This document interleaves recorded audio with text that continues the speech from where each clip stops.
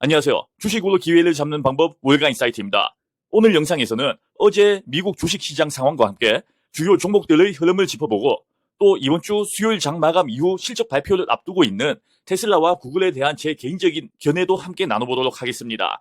관심 있으신 분들은 끝까지 시청을 해주시면 감사하겠습니다. 자, 이제 시작해보겠습니다. 어제 나스닥은 또다시 상승 마감을 했습니다. 요즘은 나스닥이 매일 오르는 게 자연스럽게 느껴질 정도인데요. 이번에는 테슬라와 구글 등 주요 기술 기업들의 실적 기대감이 장 초반부터 긍정적인 흐름을 만들어냈습니다. 여기서 스티브 머누신 전 재무장관이 8월 1일까지 관세 문제를 마무리하는 것보다 고품질의 협상이 더 중요하다라고 말한 것이 무리한 관세 인상은 없을 것이라는 해석으로 연결되며 투자 심리에 상당한 호재로 작용을 했습니다. 하지만 장막판에는 피치가 미국 내 산업군의 25%를 부정적으로 본다는 분석을 내면서 차익 실현 매물이 나오며 한때는 나스닥이 하락 전환할 뻔했습니다.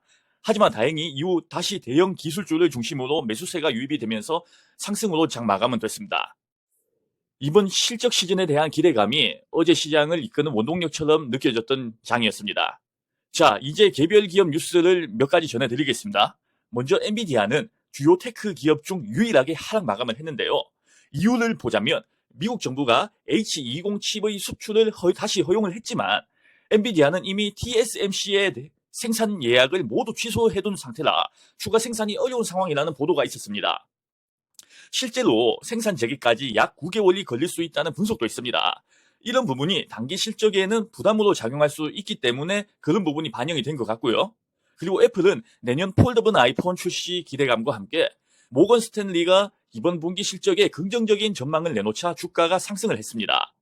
메타 역시 온라인 광고 성장세와 AI 기술에 대한 낙관론, 그리고 이탈리아 세무당국의 세금 부과에 대한 항소 소식 등이 전해지면서 주가가 오름세를 보였습니다. 그리고 아마존은 모건 스탠리의 클라우드 사업 성장 전망과 유럽 양자 컴퓨터 기업 IQM으로부터 54큐비트 양자 프로세서를 도입했다는 발표가 있었고요.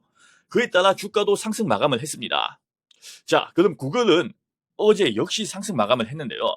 최근 기관들이 연이어 목표 주가를 상향 조정하고 있어 실적에 대한 기대감이 상당히 높아지고 있습니다. 한편 테슬라는 저가형 모델 출시 기대감으로 장 초반까지는 상승세를 보이다가 장 후반쯤 차익 실현 매물이 나오며 결국 보합권에서 마무리가 됐습니다. 자, 일단 주요 기업들에 대한 부분은 여기까지 살펴보고요. 이제 본론으로 말씀을 한번 드려보겠습니다.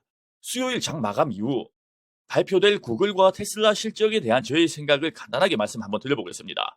먼저 구글의 경우 최근 몇 분기 중에서도 특히 이번 분기 실적에 대한 기대감이 높습니다. 저도 그 기대감에 힘입어 과거 구글 주가가 저점일 때 멤버십 분들께 장기 투자 관점에서 매수 의견을 드렸고 이후 주가도 많이 올랐었죠.